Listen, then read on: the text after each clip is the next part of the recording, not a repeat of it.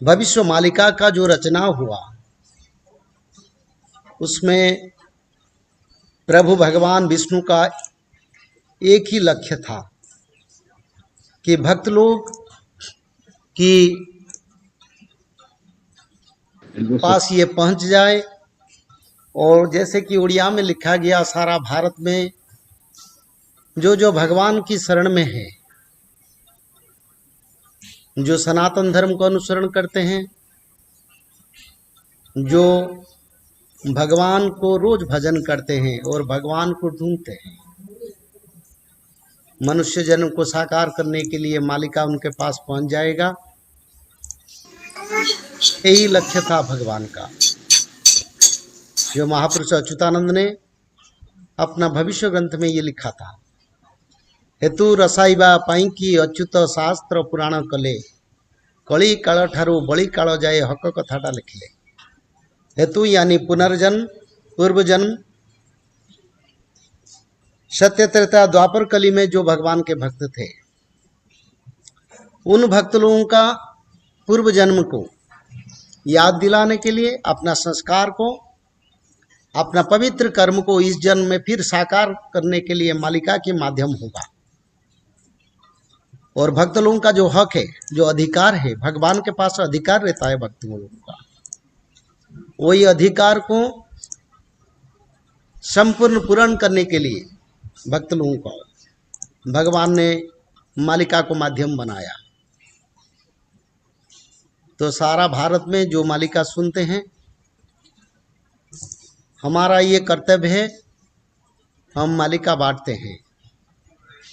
जिसको अच्छा लगता है, जिसको पवित्रता के माध्यम में, जिसको मन में पवित्रता आता है और सुख आता है, शांति आता है, वही भक्त लोगों के लिए सिर्फ मालिका का ही जरूरत है।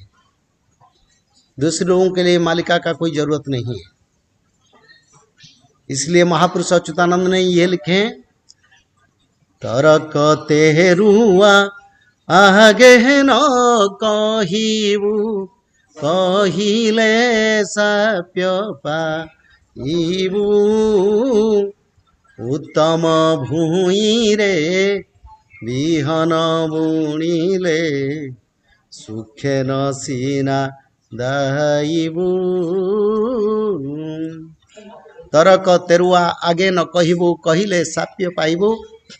कल जो मालिका में लिख रहा हूं, ये भक्त लोगों के लिए तो जरूरी है, पर जो तर्की है, जो भक्त लोगों को निंदा करता है, जो मालिका को निंदा करता है, जो मालिका को विश्वास नहीं करता है, जो ज्ञान भ्रष्ट है, जो नीति भ्रष्ट है, जो सनातन धर्मी भ्रष्ट है, जो भगवान को विश्वास नहीं करता है, उनके सामने मालिका का बोलना जरूरी नहीं है।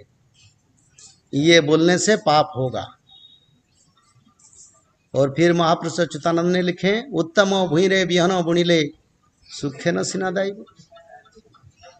यानी अच्छा भूमि पर अगर बीज वपन किया जाएगा तो अच्छा फल और खेती बाड़ी होगा। तो सतचिंतक, सतकर्मी, सतजन, संत जो सचमुच में भगवान का भक्त है, चाहे सामाजिक कर्म में, अभी नौकरी में हो, कहीं व्यापारी में है, कहीं छोटे मोटे कर्म है, कहीं छोटा बच्चा हो, कहीं बड़ा भी हो, उसमें भक्त में कोई फर्क नहीं आता है। कोई जटाजूट धारण करने से, वेश पहनने से, कोई बड़ा आश्रम बनाने से साधु नहीं बनता है। एक मनुष्य साधु बनता है जब साधु की मार्ग पर, यानी सात्विक मार्ग और सत मार्ग की पर उपार्जन करता है और खुद को सत मार्ग पर अवलंबन करता है, और संसार की भलाई और भगवान के वैदिक धारा को संसार में कैसे स्थापन किया जाए उसके लिए काम करना, यही है साधु का कर्म है। तो आजकल कलियुग में रूपधारी साधु बहुत है। मन में पवित्र, गरीब, दीन, दुखी, दरिद्र, बच्चे से शुरू कर बूढ़े पे पर बहुत साधु है। जो कर्म में साधु है वो सचमुचे है साधु है। तो कलियुग में तो इसीलिए नाम, भजन, कीर्तन और सात्विकता। श्रीमद् भागवत में भगवान उद्धव को यही बोला, जब कल की अवतार प्रभु होंगे, धर्म संस्थापना होगा, जो मनुष्य लोग सात्विक मार्ग में रहेंगे, जो प्रभु का भजन करेंगे, ये व्यास ने लिखे श्रीमद् भागवत के, जो सात्विक मार्ग में रहेंगे और सात्विक कर्म करेंगे और भगवान की भजन करेंगे, वही भक्त लोग कलियुग की बाद में बच के फिर सत्य युग को देखेंगे।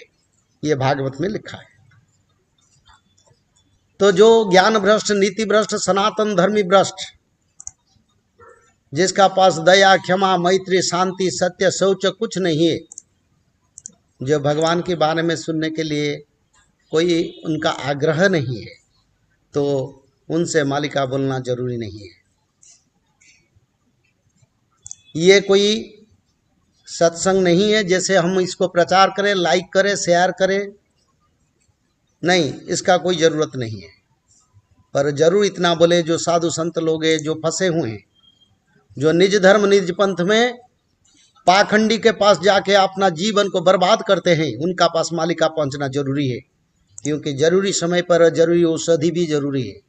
और ये समय जो समय चल रहा है धर्म संस्थापना का, इस समय पर हमको सभी को मिलके धर्म संस्थापना में सनातन धर्म को बचाने के लिए धरती पर काम करना हमारे लोगों के लिए सबसे बड़ा कर्तव्य होगा। और माध्यम बनेगा मालिका, क्योंकि मालिका में ही लिखा है कलियुग का अंत के बारे में, मालिका में ही लिखा है कलियुग के अंत के बारे में। और कलियुग अंत में भक्त कैसे एकत्रीकरण होंगे, भक्त और भगवान का कैसे एकत्रीकरण होगा, और भक्त लोग किसी धारा से जाएंगे और कौन सा धारा से जाके फिर भक्त लोग को उद्धार पाएंगे और सत्ययुग को जाएंगे। ये सनातन धर्म का कलियुग का सबसे बड़ा ग्रंथ है, जो ग्रंथ हमको रास्ता दिखाएगा।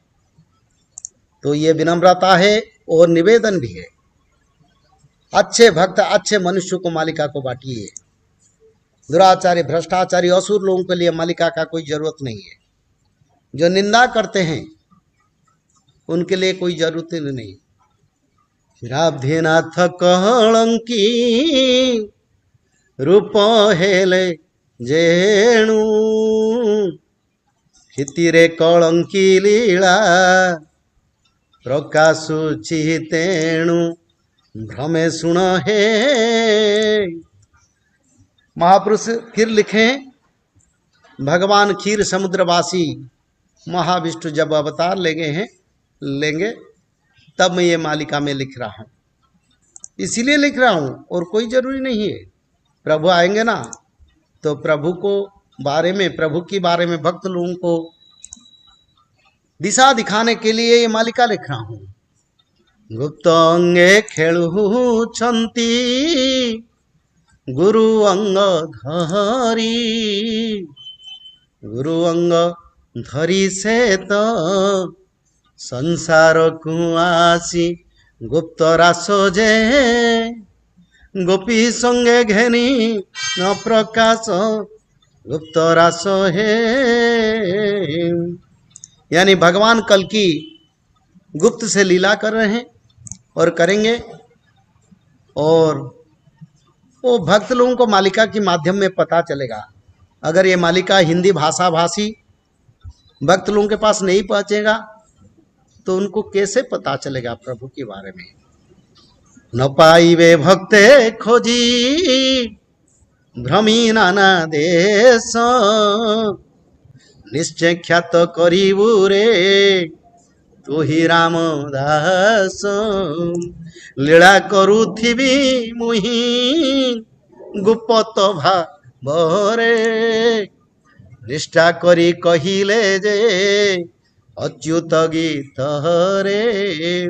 यानी भगवान गुप्त में लीला करेंगे, भक्त लोग भगवान को ढूंढेंगे। कई सारे भक्त पाखंडी के पास पहुंच जाके अपना जीवन को बर्बाद कर देंगे, और उसी समय मालिका प्रचार होगा। और मालिका प्रचार होने के बाद भक्त लोगों को एहसास होगा, क्योंकि मालिका जो लिखा है वो सही है, क्योंकि ये भगवान की दी हुई ग्रंथ है, और उसको अनुसरण करने से हम प्रभु के पास पहुंच जाएंगे। तो सारे भक्त लोगों का एकत्रीकरण होगा।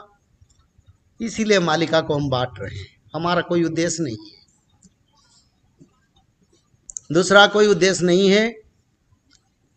जब तक 600 साल चल गया मालिका का प्रचार नहीं हुआ हिंदी से, पर अब प्रचार हो रहा है। ये मेरे इच्छा से प्रचार नहीं हो रहा है।